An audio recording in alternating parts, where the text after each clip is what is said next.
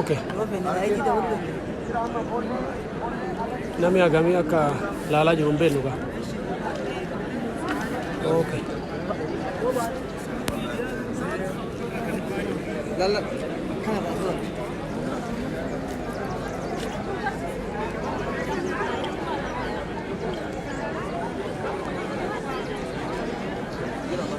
Cuma turun nama tu nanti duduk. Iya.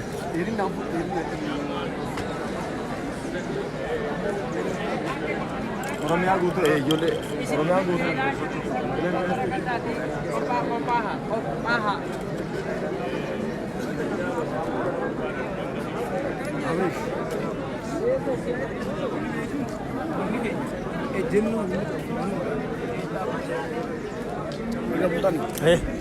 Lagi abi? Jero.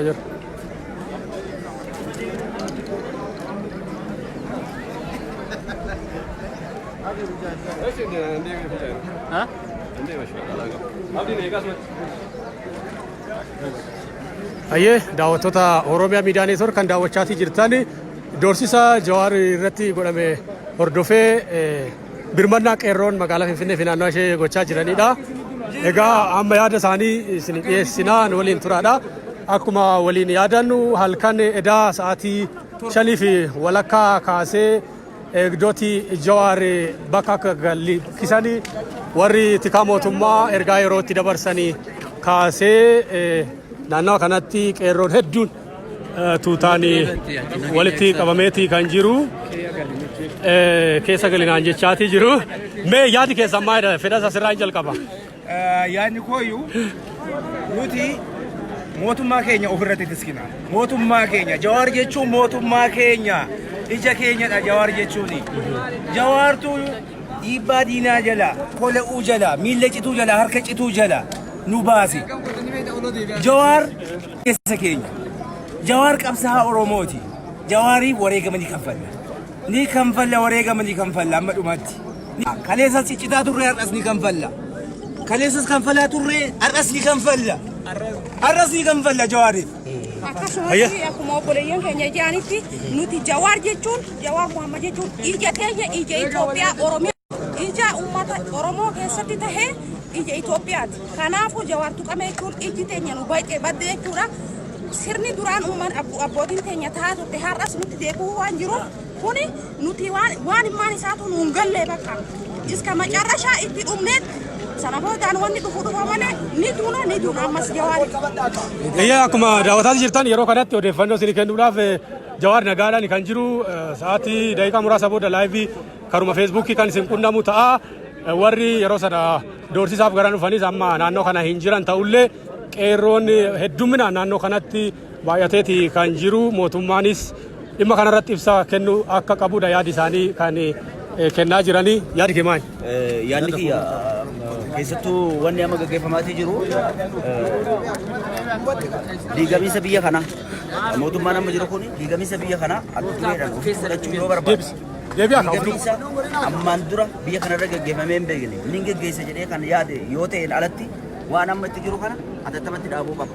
Keessattuu jechuudha yeroo ilmaan naftanyaatu nu fixe jechaa gam tokko waa'ee naftanyaa balaaleffachaa jiru keessatti naftanyaa of duuba kaayanii nuti sanyii naftanyaa jedhee namoonni asitti waan akkasii gochaa jiran of duuba qabaa nama isaanuu qabsoo uummataatti dabalee teessoorra isaan gaa'e fuudhee rakkoo ammanaa irraan ga'u uummata Oromoo mararraan rakkoo ga'uudha waan ta'eef waan yeroo ammaa kana guutuu Oromiyaa irratti ta'aa jiru ilaaluun gahaadha kanaaf jechuudha. Sanaaf manaan tokkoon kophaa ta'e jennu nuti kanaan booda ejjennoo nuti qabnu Oromoon bakka tokkotti dhume irratti haa jiraatu abbaan barbaade. Mootummaan maal gochuu qaba? Mootummaan wanni inni gochuu qabu atattamaan jechuudha. Atattamaan waan uummanni Oromoo jedhu dhaggeeffatudha dadhabuu qaba. Dhimma kanarratti maal jechuu qaba? Dhimma kanarratti ibsa kennuu qaba. Atattamaan jechuudha. Ibsa nagaa kan uummata bakka kana dhaabbatee jiru kanaaf duubatti deebisee nagaa buusuu danda'u kennuudha qaba. Daddafee jechuudha atattamatti. Jawaar nam tokkotti ilaaluun hin danda'amu. Jawaar uummata Oromoo qofami. Uummata Itoophiyaa qofami. Uummata addunyaatti quba qaba. Nama kana immoo uummata Oromoo tiksee qabee jiru biyya kana keessatti illee mootummaa biyya bulchaa jiru osoo hin taane Jawaar.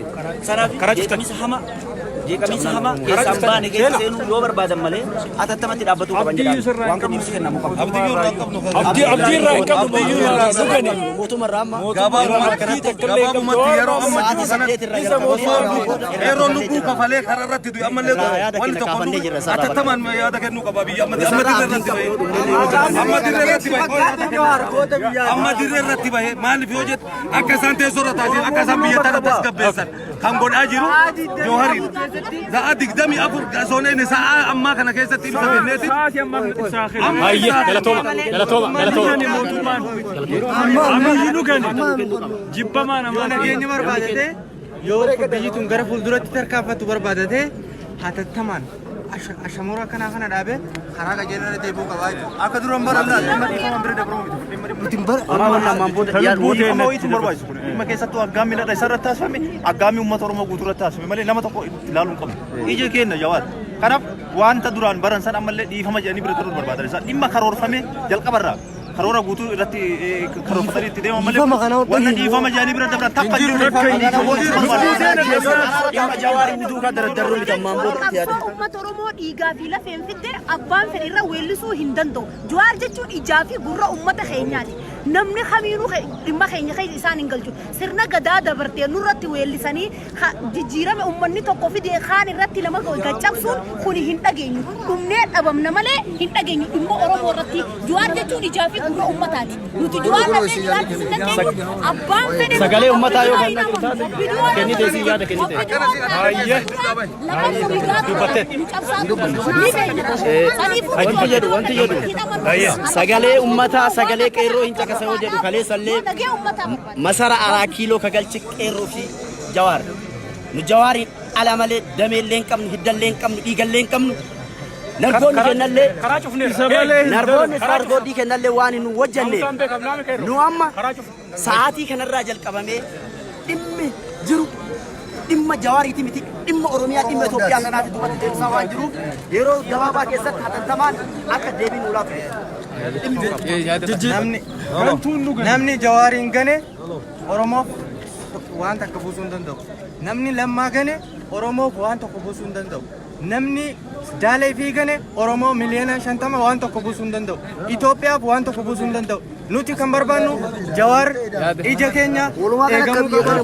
Biyyi keenya Oromoo fi Jawaar addaan Ayye galatooma ulfaadhaa daawwattoota keenyaa kan daawwachaati jirtanii egaa birmannaa qeerroon Finfinnee fi naannawa ishee naannoo mana jireenyaa intalaa siyaasaa fi daayireektara Oromiyaa Miidiyaa Neetwork Boo Jawaaritti gochaa jirudha.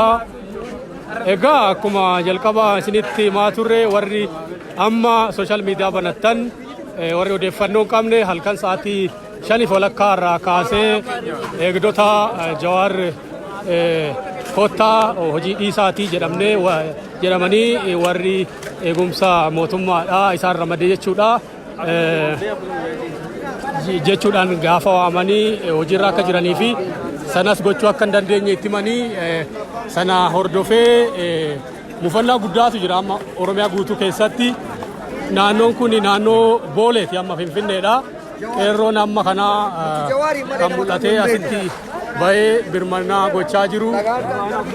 Doorsisi mootummaa kun doorsisa uummata Oromoo irratti godhameedha kan jechaa jiranii. Yaadi kee maali? namni har'a gocha karaa kana nurratti raawwate.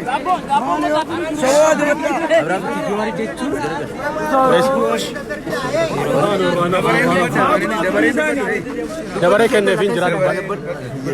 namni har'a ilaalcha karaa kana nurratti raawwate. Ayye dubbata. Naamus. Namni har'a nuti Jawaar nuti lubbuu tana dura dhumna.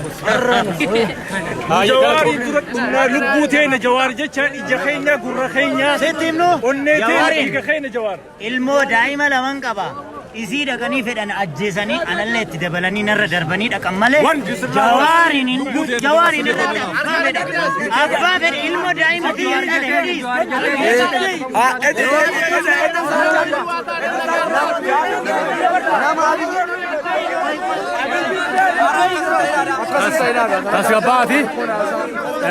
tasgabbaa. ibsachuu barbaadamni namni Egaa daawwattoota keenya kan hordofaa jirtan tamsaasa kallattii kan Oromiyaa Miidiyaa Neetwoork doorsisa Jawaar ilaalchisee birmannaa qeerroon gochaa jirudha. Jawaar bukkee jirra. Lubbuu keenya kenninaaf. Ethiopian government is terrorist. Awwaasa biyya dubbee jira. Dinga.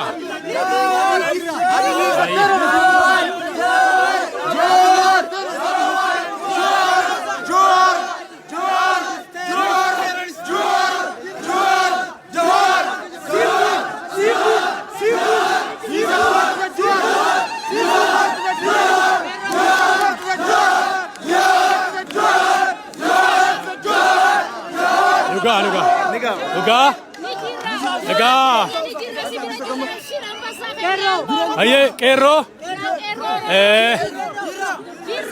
Aye. Tamsaasa keenya. Aye, waan tasgabbaati. Booda walitti deebina daawwattoota keenya tamsaasa kallattii kan naannoo Finfinnee booleetti gochaa jirru. Kaammaa kanumaan golamna walitti deebina jecha.